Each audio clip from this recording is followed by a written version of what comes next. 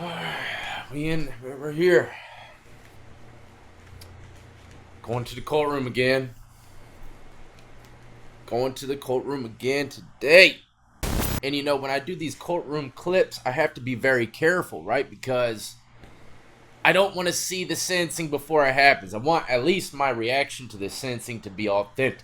And I'll tell you this, when I was skimming through the video today to see if they actually show the person gets sentenced, I was on the edge of my seat. I'm dying to see what this girl gets. We're going back to damn Ohio again. I don't know what's wrong with y'all out there, but people for the last damn week have been sending me nothing but Ohio videos. But this girl's charged with felony, hit and run, tampering with evidence, lying to police. She pretty much hit someone, left the scene, tried to cover it up, and act like it never happened. Hit and runs are pretty treacherous, man, especially if someone got severely injured. If you caused that accident and you ran, and they catch you, chances are you're going to prison for a very long time. But anyways, if you're new, we talk about all things lockup related, so if that's what you're into, don't forget to hit that like, subscribe, notification bell before you leave. Allison Spoerl, hopefully I pronounced that right, was accused of hitting cyclist Patty Banks with her car and leaving the scene on May 15, 2019. She also tried to cover up the accident by calling the insurance company and saying she had hit a damn trash can. Shit. Damn trash cans. She entered a guilty plea in September 2021. Probably because they had plenty of evidence against her. That's usually what people do when there's no way to run. Just plead guilty, tell the truth, and hope the judge takes that into consideration. Probably have better chances wishing upon a star, to be honest. September 9th of 2021, the defendant in this case... I hate to pause it already again, but we gotta do a quick courtroom analysis. Wood grain looks like salt-treated Home Depot birch. Monitors and TV, probably cheap Vizio. No Sony Bravias in here. I could tell you that by the salt-treated. See, when are they gonna make courtrooms that are sleek? You know, I've seen federal courtrooms, they got marble and drapes. This shit's beautiful. I never really thought about that shit until I'm over here reacting to these clips, you know, because it would be nice. It would just be a pleasant surprise to see a nice shiny courtroom, right? Wouldn't that make for a better video, better content? Which one of these states is going to be the first one to renovate? Withdrew her former plea of not guilty and entered a plea of guilty to an amended indictment.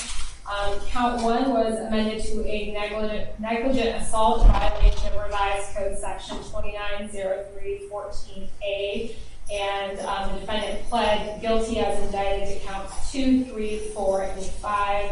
This time we would ask the court to take into consideration the sentencing memorandum that was filed in this case and the exhibits that were attached to the sentencing memorandum, which were provided to defense counsel in the court.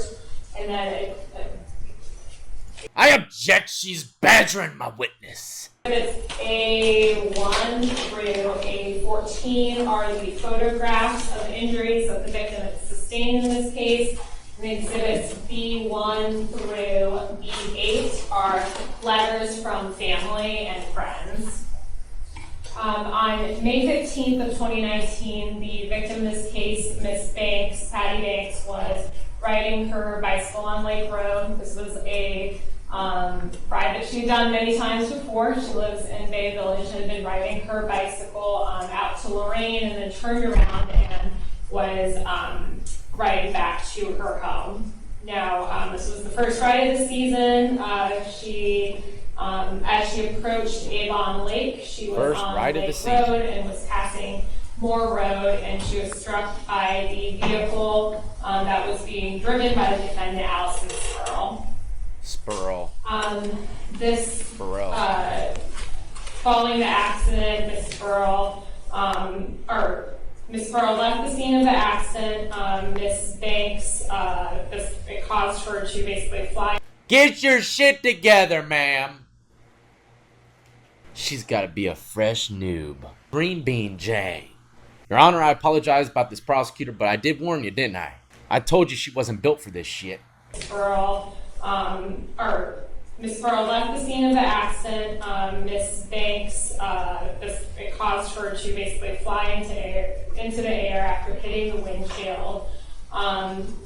Following the accident, Miss Spoerl didn't stop and call 911, render any assistance. Nearly 15 minutes after the accident happened, she was on the phone with the insurance company saying that she had hit a trash can. She was quick, wasn't she? Within 15 minutes, she called insurance to tell them she hit a trash can. Obviously, she didn't. You ain't gonna sit there and tell me you think that that was a trash can, not a person. This girl pretty much immediately made a plan. She had her car towed to a body shop to conceal what had happened to the car. And she continued her pattern of lying in this case and eventually actually lied to law enforcement and continued the story that she had hit a trash can. Luckily, there was somebody nearby where Miss Banks had been hit. Marcia Herwald, Miss Herwald, was able to render some aid to Miss Banks, and she survived as a result of that. Oh, cameraman! Look at him! Look at him, he's sneaky.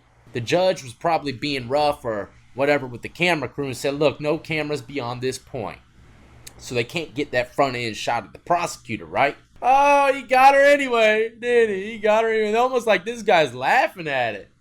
Almost like he got a smile on his face. Nice haircut, though. Oh, this cameraman's legendary. Banks, sustained some severe injuries that continued to be a huge part of her life. Those injuries are laid out in the sentencing memorandum, but she still has long-term pain from those injuries, and it's, and there's also mental injury with all of this. She is unable to ride her bike now. Yeah.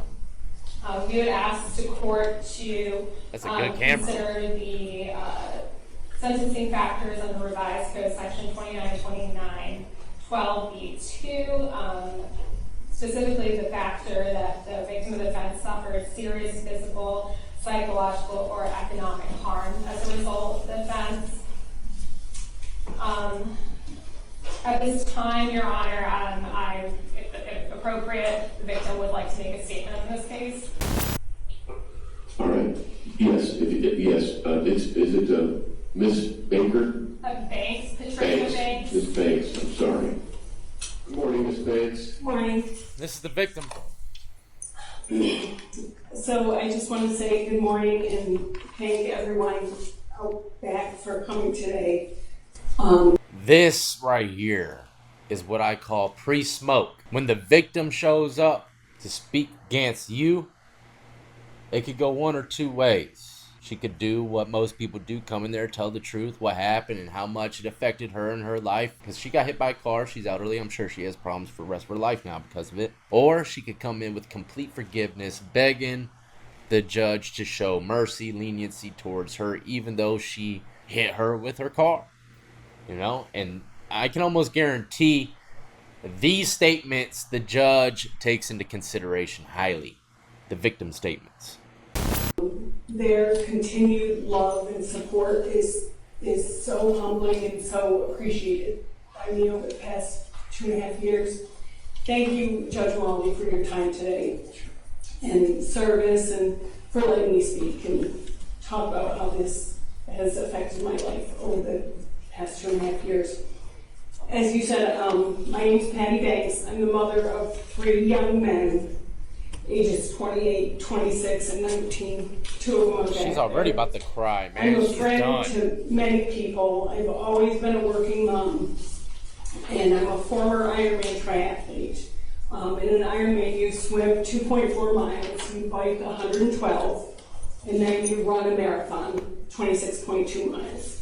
Man, with all due respect, look, do not take this as disrespect to anybody out there viewing, but get to the damn, I don't care about your Iron Man triathlon stuff. I know why you're riding a bike. You're a healthy person. Only healthy people ride bikes and homeless. And little kids ride bikes too. Clowns like to ride bikes. I've seen an elephant or two as well. I ran track at Ohio State on a track scholarship. Who cares? So I've always been an athlete. I was just 6 miles from home when Allison Spoerl crashed into me with my car. And I was just 6 miles from home when Allison Spoerl crashed into me with my car. Crashed into me with my car. I understand she's nervous, probably got her words jumbled up, but Your Honor, I moved to dismissal. And she just drove away. Because of that incident, I'll never ride my bike on the road again. I'll never do triathlon again. It was a huge joy for me and a really big part of my life. And when she drove away, she took that away from me. Fortunately, there are wonderful people in the world, and there was one that day, and she's in the courtroom too, Marsha Herwell. This girl is really trying to get her smoke. She said, unfortunately, when she drove off, she took all of that away from me. No, she didn't take it away from you when she drove off. She took it away from you when she hit you. And second of all, I always ask myself, what are these people thinking riding their bikes in the middle of the road? Well, not in the middle of the road, but on the side of the road. I know they're allowed to, but damn. I barely have enough faith to trust the person driving in the other lane not to come into my lane, let alone get on a bike and drive with my back towards oncoming traffic and then hope to God I don't get hit by a car. That's like saying, oh, I'm going to stand in front of bullets and hopefully nothing hits me. Maybe not as extreme, but it's close enough, right? And bikers are putting everybody at risk on the streets, man. You gotta swerve into the other lane to get around them, make sure you don't hit them, but at the same time, make sure you don't crash your SUV full family into another SUV full family because of one skinny biker hogging the lane with big calves. Now, I'm not here defending anybody in this situation. I'm just simply stating some things that kind of make me a little worked up, as you can see. She fractured my patella. Here we go. In my pelvis and severed my carotid. Oh, severed her artery. But probably the biggest pain for me is that she took away my faith in the goodness of people, and that's why I won't ride my bike on the road again. She has just been awoken to the realization of how crazy it is to ride your bike on the streets. The main traffic streets is what I'm talking about. Not no side roads or dirt roads. Main streets. And honestly, this whole thing, you kind of referred to it, has never been about Allison hitting me with her car. It's always been about the repeated selfish decisions she made that day and the days following the event. Okay. If she had just stopped after she hit me, and at least called 911, I would have said, it's okay, accidents happen. I would have been the very first person to forgive her. But unfortunately, after fleeing the scene and leaving me for dead, it was just lies and cover-up. Yeah, for sure. Tina said after she hit me, she went home and put her car in the garage, and 12 minutes later, she called the insurance company to hide what she'd done. Didn't even care about her. Showed them she hit a trash can. And I am not trash. I'm a person that a lot of people love. Ooh. And she woke up for the next 2 days, and she just told multiple lies to protect herself. And then her family paid to have a study done showing that I was in the wrong place. I was on the right side of the road, and that's what the law says. Ohio Revised Code 4511.55 says, every person operating a bicycle upon a roadway shall ride as near to the right side of the roadway as practical, obeying all traffic rules applicable to vehicles. And that's where I was. So by law, we're allowed to be on the road. So I'm fortunate. I'm blessed to be alive. And a lot of people say that should be enough. So the defendant hired someone to try to prove that she was nowhere near the right-hand side of the road. She was in the wrong area, and that's why she got hit. Unreal, man. So this girl was fighting tooth and nail to the very end. I am extremely sorry for what has happened in the circumstance you are now in. I have been concerned about your condition since day one, and I wanted to write this letter, but I didn't know how to reach out to you until a few days ago. Please know, I did not mean to hit you. I was inattentive and should have seen you before I turned, but I didn't. There is no excuse for me leaving the scene and not checking on your well-being. I am applaud at my actions. I know my parents did not raise me this way. I take full responsibility for my actions and the consequences I will be facing. I am guilt-ridden and fear that this is no way I can ever repay you for my actions. I just hope and pray every day you are getting better. I pray for your well-being as well as praying for a recovery. A lot of I praying. hope you forgive me for everything, but I understand if you cannot. I have caused you and changed your life. So, Ms. Spoerl, one of the things your attorney mentioned was that you were getting some counseling to find out why you did what you did. Yeah. Have you made any progress? Is there anything you can tell the court? Yeah, so I went to trauma therapy for about 8 months, and I worked really hard about. Hold on a second. So she went to therapy to try to figure out why she ran. Why she ran? She ran because she was scared she didn't want to go to prison, man. Do people really need therapy to figure out why the hell they ran from a crime scene? Going through the motions and making up a story because I really don't remember what happened at all. All I remember is going in my driveway and sitting there. And so for my own mental stability and to be able to talk about it, I had to make up what happened and figure out those pieces. This girl's lying her ass off still. Okay. Tell me what you're doing right now in the school. Where are you? I'm in a clinic right now. I work at a school, so I'm a grad student at the University of Toledo. And I babysit on the side for my old client, actually. I helped her in the spring, and she's 4. She had like a severe speech impediment. And so I go pick up her and her brother from school 3 days a week. So are you in speech pathology or therapy?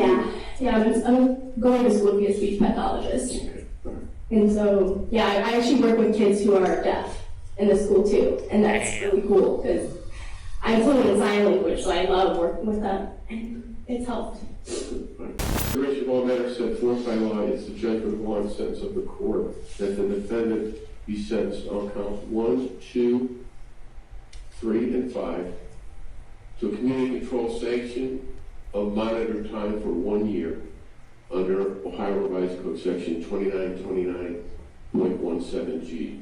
A specific condition of monitored time is that you remain a law-abiding citizen.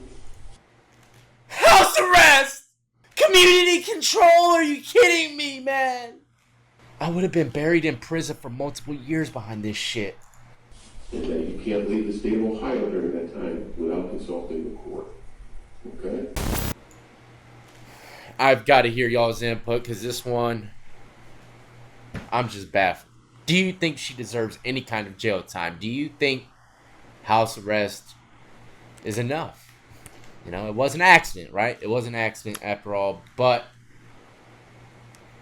like I said, if I was in her shoes, man, I would have been hit with insurance fraud, all those charges, and there would never have been no way in hell that I would have gotten house arrest.